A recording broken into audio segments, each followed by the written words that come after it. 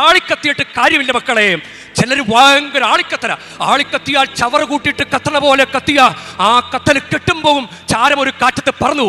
അതുകൊണ്ട് കർത്താവിൻ്റെ സന്നിധിയിൽ ഈ സിലബസ് ഒക്കെ ഫോളോ ചെയ്ത് ഒരു തിരി പോലെ കത്തി നിന്നാൽ മതി. ഇത് ഇങ്ങനെ ബലിയർപ്പിക്കുമ്പോൾ കത്തിക്കുന്നത് പോലെ, പ്രാർത്ഥിക്കുമ്പോൾ മാത്രം കത്തുന്നത് പോലെ അല്ല. രാവും പകലും കർത്താവിനോടുള്ള സ്നേഹത്തെ പ്രതി കത്തി കത്തി തന്നെ നിൽക്കുക.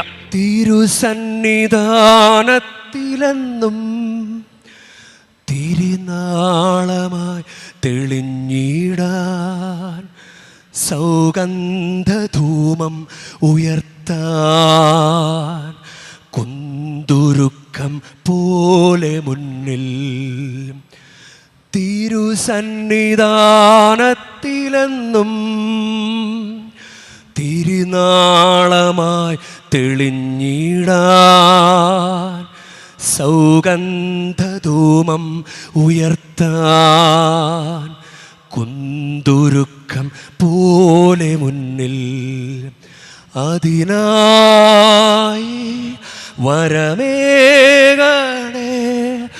അതിനീശോ നീ വരണേ അതിനായി വരമേകണേ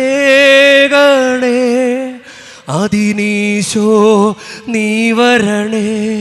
പരിശുദ്ധമ്മേ, ഇതാ കർത്താവിൻ്റെ ദാസി, നിന്റെ വാക്കിന് നിറവേറട്ടെ എന്ന് പറഞ്ഞ് ആത്മീയതയിലെ വളരെ സുന്ദരമായൊരു ട്രക്ക് ഉപയോഗിച്ച പരിശുദ്ധമ്മേ, അത് കബളിപ്പിക്കലല്ല, അത് ഹൃദയത്തോട് ചേർത്ത് വെച്ച് പറഞ്ഞതാണ്.